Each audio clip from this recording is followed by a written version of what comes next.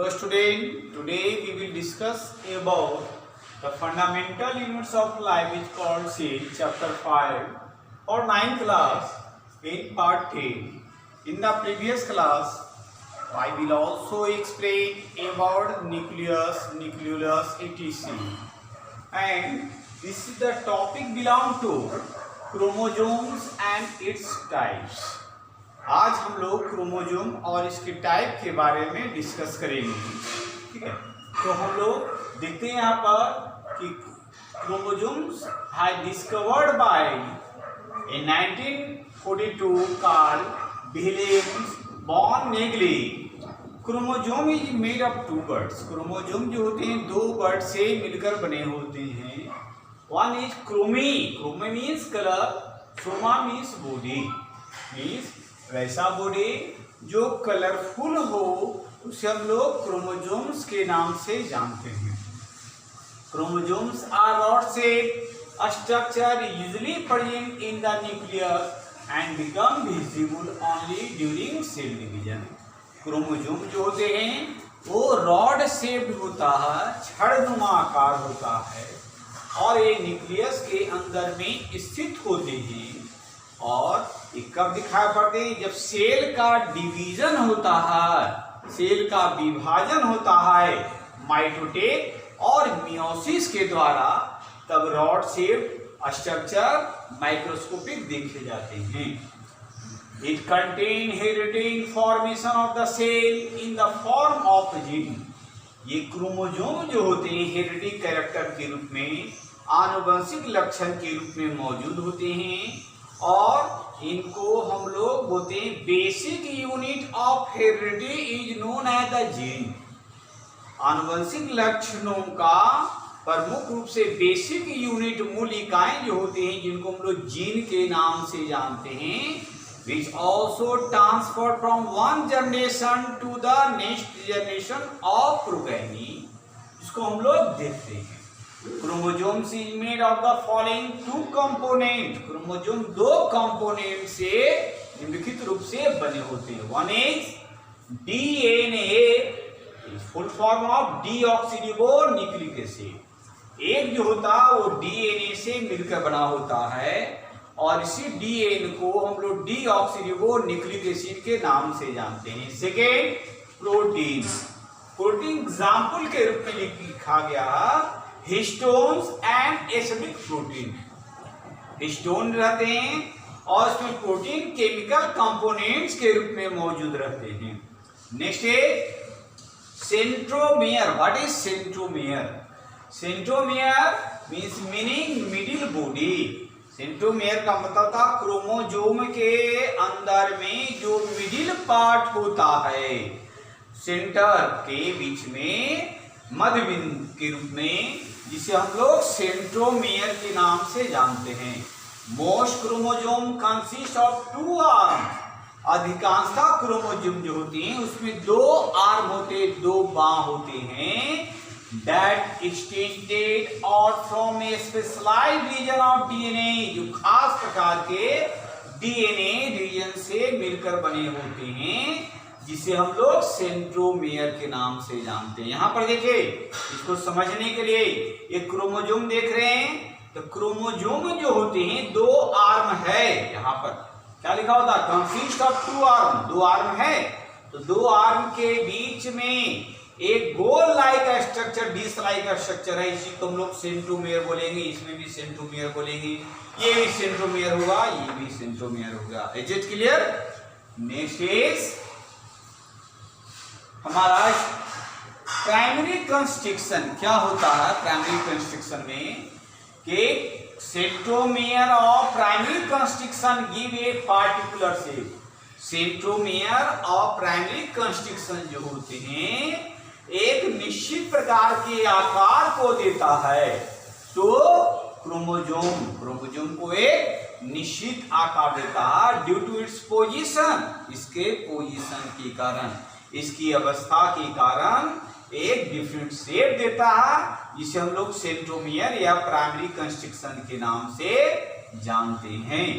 देखिए primary constriction में यहां देख रहे हैं ये, तो ये आर्म है, आर्म के बीच में फर्स्ट कंसर्न हैं, यहाँ पर जुड़े हुए हैं, जिसको हम लोग प्राइमरी कंस्ट्रक्शन के रूप में जानते हैं। इससे फिर दूसरा आर्म जो जुड़ा हुआ है, इसे हम लोग सेंट्रोमियर, जिसको हम लोग सेकेंडरी कंस्ट्रक्शन के नाम से जानते हैं। प्राइमरी कंस्ट्रक्शन को हम लोग सेंट्रोमियर के नाम से भी जानते हैं, याद रखिएगा। अब हम लोग इसमें पॉइंट पढ़ते हैं कि सिस्टर क्रोमेटिड क्या होता। क्रोमेटिड क्या होता my dear? Prokaryotic cell, eukaryotic, there two type of the cell, prokaryotic cell and eukaryotic cell. तो प्रोकैरियोटिक सेल में होता है क्या कि जब सेल का डिवीजन होता है तो प्रोकैरियोटिक सेल में nucleus, nuclear membrane, nucleus envelope नहीं पाए जाते हैं, साइटोप्लाज्म पाए जाते हैं और उसके अंदर में क्रोमेटिड मटेरियल मौजूद होते हैं। तो अपने अस्तित्व को बचाए रखने के लिए जैसे ही सेल का डिवीजन होता है, एक क्रोमेटिड क्रोमोसोम्स के अंदर में चले जाते हैं। और क्रोमोसोम क्या होता है? क्रोमोसोम में भी मेड ऑफ डीएनए और प्रोटीन, डीएनए और प्रोटीन से मिलकर बने होते हैं। और इसी क्रोमोसोम के अंदर में जीन होते हैं जो हेरिडिक कैरेक्टर के रूप में जाने जाते हैं। Is it clear? यहाँ पर समझ रहे हैं? तो क्रोमेटिड क्या होगा? थ्रेड लाइक स्ट्रक्चर होते हैं, जेनेटिक मटेरियल होता है जो एक पीढ़ी से दूसरी पीढ़ी तक स्थानांतरण होता है। हो गया क्लियर आपका? तो यहाँ पर सिस्टर क्रोमेटिड्स मीन्स पुत्री chromatid as long two copies of a chromosome. पता है कि एक लंबा 2 कॉपी क्रोमोसोम का होगा, तो एक अटैच होते हैं क्या टू द कॉमन सेंट्रोमियर, एक कॉमन सेंट्रोमियर से इनका अटैचमेंट होता है, जिसे हम लोग सिस्टर क्रोमेटिड्स के नाम से जानते हैं। ये क्लियर? नोट में मैंने लिखा यहाँ पर कि both chromatids are identical, having identical gene. दोनों क्रोमेटिड जो होते हैं वो आइडेंटिकल होते हैं, एक समान होते हैं और उसके अंदर में आइडेंटिकल जीन्स रहते हैं मौजूद। During cell division two sister chromatids separate. जब सेल का डिवीजन होता है तो 2 सिस्टर क्रोमेटिड जो होते हैं वो अलग अलग हो जाते हैं। And each chromatid becomes an independent daughter chromosome. तो प्रत्येक क्रोमेटिड जो होते हैं अपना स्वयं का डॉटर क्रोमोसोम्स का फॉर्मेशन करता है। तो प्रोफेज में आप आइएगा, जब माइटोसिस करते हैं तब प्रोफेज के रूप में, मेटाफेज, एनाफेज, टेलोफेज के रूप में देखते हैं। तो इसी में क्रोमोसोम आपको स्पष्ट रूप से दिखाई पड़ेंगे, माइक्रोस्कोपिक स्ट्रक्चर, और इसी को आपको 11 में भी पढ़ना है। ठीक है? अब काइनेटोकोर क्या होता है? देखिए यहाँ पर सेंट्रोमियर के बीच में ये स्ट्रक्चर डॉट लाइक स्ट्रक्चर जो है ऐसा बना हुआ, इस साइड से इधर डेस, इधर साइड से, इसी को हम लोग काइनेटोकोर के रूप में जानते हैं। तो काइनेटोकोर का डेफिनेशन क्या? During cell division spindle fibres are attached to kinetochore. जब सेल का डिवीजन होगा माइटोटेक और मियोसिस के द्वारा, तो ये क्या होते हैं? स्पाइंडल फाइबर जो होते हैं वो काइनेटोकोर के द्वारा जुड़े होते हैं। कहाँ लोकेटेड होगा? Located in the centromere. तो काइनेटोकोर कहाँ सिचुएटेड है? तो सेंट्रोमियर में है। तो सेंट्रोमियर का शेप क्या आ गया? तो स्पाइंडल फाइबर्स के रूप में है। स्पाइंडल फाइबर का फॉर्मेशन कब हुआ? तो जब सेल का डिवीजन हुआ, सेल का विभाजन हुआ, कोशिका का विभाजन हुआ, तब काइनेटोकोर फॉर्मेशन हुए। Is it clear? अब हम लोग नेक्स्ट बात करते हैं टाइप्स ऑफ क्रोमोसोम। तो टाइप्स ऑफ क्रोमोसोम्स के पहले हम लोग क्रोमोसोम्स के स्ट्रक्चर को देखते हैं। तो क्रोमोसोम का ये स्ट्रक्चर है, पहले आपने पढ़ा था कि कंसिस्ट ऑफ 2 आर्म्स। तो 2 आर्म ऊपर में, 2 आर्म नीचे में। कुछ बुक में इस प्रकार लिखा हुआ, कुछ बुक में इस प्रकार फिगर बना हुआ। तो ये क्रोमोसोम है। तो इसके अटैचमेंट क्रोमोसोम के अंदर में क्या है? क्रोमेटिड है। क्या है? एक थ्रेड लाइक स्ट्रक्चर है, धागा नुमा फिलामेंट, और इसे इनका अटैचमेंट रॉड से होता है, जिसको हम लोग सेंट्रोमियर के बीच नाम से जानते हैं। तो क्रोमोसोम जो होते हैं इन्हीं से इनका अटैचमेंट होता है। और सेंट्रोमियर के अंदर में क्या काइनेटोकोर है और एक थ्रेड लाइक स्ट्रक्चर है, स्पाइंडल फाइबर लाइक स्ट्रक्चर है जब सेल का डिवीजन होता है। और ये दोनों आर्म के अंदर में क्रोमेटिड है। तो structure of A typical condense chromosome, तो ये स्ट्रक्चर क्या टिपिकल कंडेंस क्रोमोसोम का है। दूसरे फिगर में क्रोमोसोम का ये तो देखते हैं यहाँ पर कि chromosome satellite the carriage of gene, जो जीन वैसे जीन जो है जो कैरिज करते हैं वेक्टर के रूप में एक पीढ़ी से दूसरे पीढ़ी तक उस डिजीज को ले जाने में या कैरेक्टर या ट्रेट को ढोने में मदद करते हैं, इसीलिए इसको कैरियर के रूप में जानते हैं। तो ये आर्म है यहाँ पर, ये आर्म के बीच में कंसर्न है जिसको हम लोग सेंट्रोमियर बोलते हैं। तो सेंट्रोमियर को हम लोग प्राइमरी कंस्ट्रक्शन के नाम से जाने। इसी से एक अटैचमेंट होगा बल्ब लाइक जिसको हम लोग सैटेलाइट बोलते हैं। प्राइमरी कंस्ट्रक्शन जो होती है आगे की ओर बढ़ जाते हैं, ये यू शेप्ड बन जाता है और इनसे कनेक्टेड होते हैं, ये इनको हम लोग सेकेंडरी कंस्ट्रक्शन के नाम से जानते हैं। तो इनका स्ट्रक्चर कभी कभी कंपटीशन में 9th क्लास में आपको कहीं कहीं पूछ सकता है, नहीं तो आप कॉम्पिटिटिव एग्जामिनेशन देखिएगा जैसे फील्ड वगैरह का एग्जामिनेशन होता है इंडिया लेवल पर, तो इस प्रकार के स्ट्रक्चर पूछे जाते हैं। ठीक है, तो इस कंपटीशन में जो पूछे जाते हैं इसके लिए स्कॉलरशिप लाखों लाख रुपया मिलता है। तो बच्चे आप लोग को जो बताया जा रहा है ये केवल 9th क्लास का स्टैंडर्ड से नहीं, ये 11th क्लास के स्टैंडर्ड और मेडिकल प्रिपरेशन में भी आपको काम आएगा। अब हम लोग बात करते हैं टाइप्स ऑफ क्रोमोसोम। क्रोमोसोम्स का टाइप्स कितना होता है। तो there are following types of chromosome. Number 1 A is metacentric, B is sub metacentric, C is acrocentric and D is telocentric. अब क्या है मेटासेंट्रिक, क्या what is metacentric? If the position of the centromere is such that two arms of chromosomes are equal, then it is called metacentric। कहा गया कि अगर centromere का position इस प्रकार हो जिसमें दो आर्म क्रोमोसोम्स के दोनों आर्म का होगा इक्वल होगा, तो उसे हम लोग मेटासेंट्रिक के नाम से जानते हैं। फिर से वन अगेन,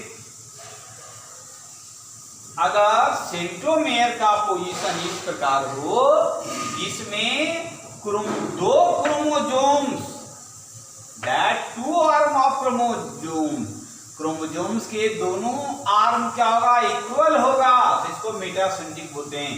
तो मेटासेंट्रिक में फिगर को यहां पर आइए देखिए, सेंट्रोमियर से अटैचमेंट है सर, तो सेंट्रोमियर से अटैचमेंट है तो ये आर्म है, दोनों इक्वल लेंथ पर हैं, तो ये दोनों इक्वल लेंथ होगा। तो इस प्रकार के क्रोमोसोम के अरेंजमेंट को हम लोग मेटासेंट्रिक के नाम से जानते हैं। Is it clear? अब आइए नेक्स्ट में सब मेटासेंट्रिक। व्हाट इज में सब metacentric? If one of the arm of the chromosome is smaller than the other it is called सब मेटासेंट्रिक।